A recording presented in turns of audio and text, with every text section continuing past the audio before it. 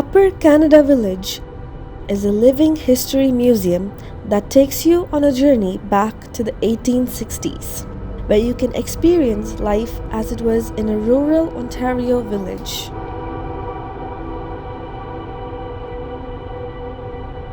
Our blog captures the charm and nostalgia of stepping into this era, with its authentically recreated homes, shops, and farmsteads all bustling with activity.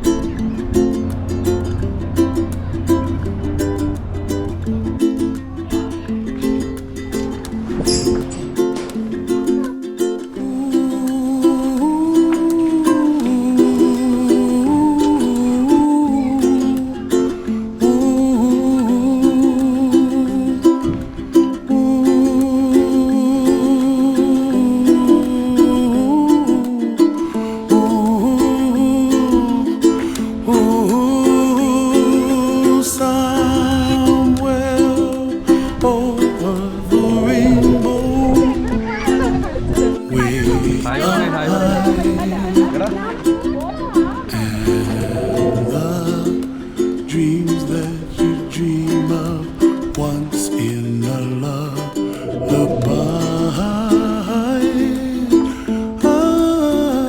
Oh, somewhere over the rainbow, bluebirds fly, and the dreams that you dream of. Just curious to see what. Yeah, of course. Will you take out the horse or? Well, we got a team out right now pulling carry all. Oh, really? And we have a horse out right now pulling the boat around the corner. Okay. And the two at the end there are going to go out and switch with the horses pulling the wagon right now. Nice. Oh, nice. And this boy, we just delivered to the bread to the store actually. Sorry, you delivered to? We went to the bakery, got the bread from the bakery, brought it up to the front. Just returned from his trip, huh? Yep. And then these two boys, they were out earlier. They're young, so they're still learning. They just pulled a little farm wagon. Do they have names? Yes, this is Harold. Hi, Harold. And then beside him is Farley. And then there's Finley. Finley. And then on the other side is Princess and Maggie. Okay. They're the two mares. So who takes care of this? We have two main staff, senior staff, who work year-round. Like groom and completely.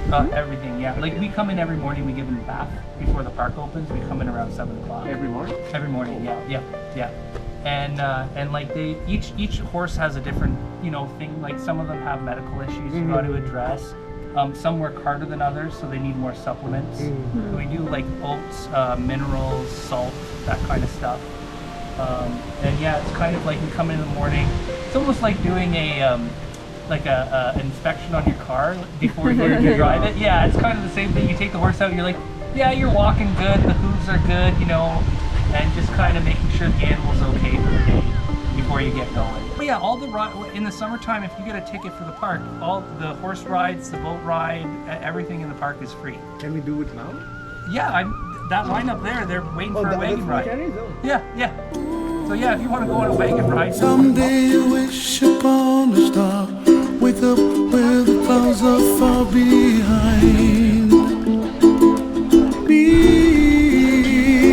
where trouble melts like lemon drops, high above the chimney top. That's where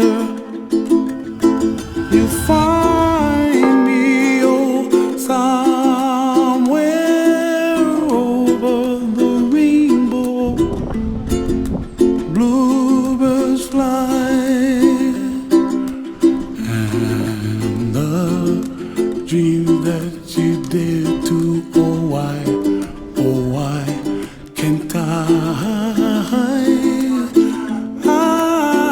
Well, I see trees of church next door, which is actually an Anglican church. Okay. So, yes. But when this house was moved, there was a lovely little chapel that belonged along with it. But that did not make its way here with this house. Okay. Yes, if you would like, you can go through to the dining room. There's not much to see in there, but in the kitchen we have our moss model being made, which is for our fall fair weekend, which is next weekend. And then you're also more than welcome to go upstairs. We have a couple bedrooms upstairs. I watched them bloom for me and you, and I think to myself, what a wonderful world. Well, I see skies of blue and I see clouds of white and the bright. It's either left and right. Oh, really? Okay. Yeah, either left and right, man or woman, and it's fully repairable. So at any point in time, if the sole cracks, the heel cracks, any of that stuff, you get that all repaired again. And the shoe itself will last you probably the next 10 or 12 years. Nice. Stuff for the soles and the heels. Behind you there's some thicker leather to use for the soles and the heels on there. This is only available here in the upper market, or it's out there in the market? Like These would have been exclusive to a lot of the shoemakers back in 1850s. These, for the most part, these would have been the shoe that a lot of them would have built. Some of the factories would have also built these.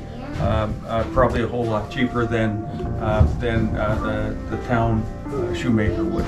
In fact, the shoemaker would have probably had to find another job to offset his income, because the factories are now building them faster and cheaper than what he can produce. Yeah. This, well, back in the day, this shoe would have cost you between $1.50 and $1.80. Now, if you can find something like this, probably $200, maybe $300. all those are different kinds of leathers. This is just different processes. This would be the finished shoe. So is it the dye that give it different color, or is it completely different leather itself? You would have been able to get, depending on what the tannery had. Okay. For the most part, a lot of the tanneries, you would have gotten, the color would have been like a vegetable dye of some kind they might have used. So like for this, they might have used either onion for yellow or beet for red. Okay. Sometimes too with the oil in the tree bark would have given you a different kind of a color too. And I think to myself, what a wonderful world. The colors of the rainbow, so pretty in the sky, are also on the faces of people passing by. I see friends shaking hands, singing, how do you do? They really say, I love you. I hear babies cry and I watch them grow. They'll learn much more than we'll know. And I think to myself, what a wonderful world. Someday I wish upon a star, wake up where the clouds are far behind me, where trouble melts like a lemon. Well, they used to use leeches as well, and leeches we still use today. Like if you cut off a finger, they might actually put a leech on your finger so that it can be better like sewn back on. It also like prevents infection and things like that. So leeches are still sometimes used today. Also, these are forceps for childbirth. And these are still very much used today. I mean, a version of these, probably not these exact ones, but... Above the chimney top, that's where you find me, oh, somewhere over the rainbow, way up high. the dressmaker's making beautiful silk dresses for the rich ladies in town. And they'd really only have one silk dress for their whole life. Oh. They would be married in it, and then it would be their best dress and to go to church and parties. And their everyday cotton dresses they'd be making themselves. With magazines, and buy some silk from Montreal. And she'd make a dress about 2 or 4 weeks. The dreams that you dare to, why, oh why can't I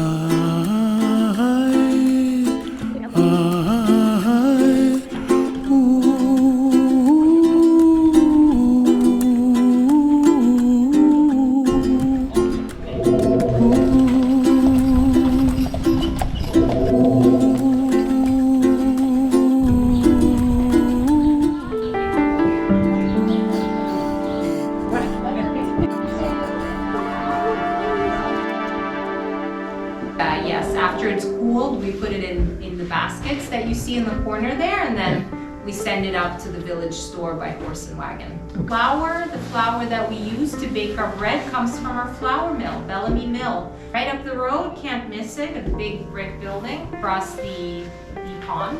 And I'll show you where we mix our dough. Unfortunately, we're all done, everything today. We're just set up for tomorrow morning, really, but there's some whole wheat flour here and unbleached white. Like I said, both coming from our flour mill.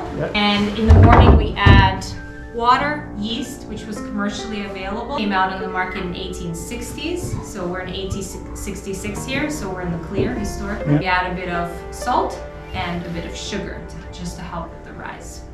Take the yeast, and then after it's done, it's first proofing inside the dough box. After we've mixed it all together, we set it up on our tables, and we weigh each loaf using our scale.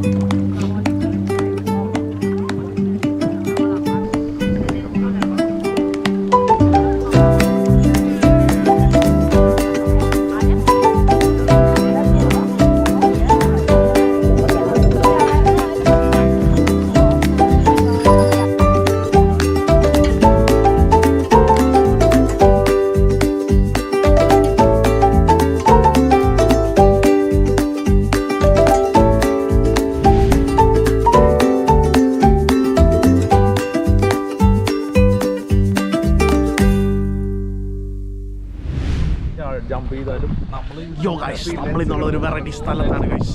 എൻ്റെ പുറകിൽ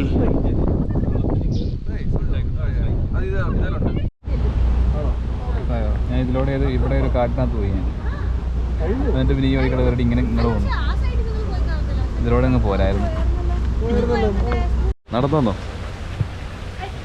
camera നോക്കണോ? വേണ്ട വേണ്ട, camera നോക്കരുത്.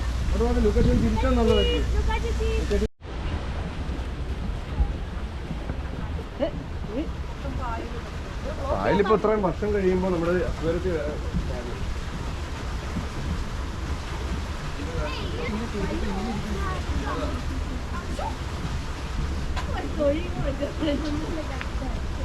ലൂക്കാച്ചി ഞങ്ങൾ അങ്ങോട്ട് വിടാം. വീട്ടിലെ പോയി തൊട്ട് തരാമോ? ഇറങ്ങുന്നോ? ചൂണ്ടൊന്നും കാണുന്നില്ല. ചൂണ്ടടാ, നീ ഇങ്ങോട്ട് നോക്ക്. محل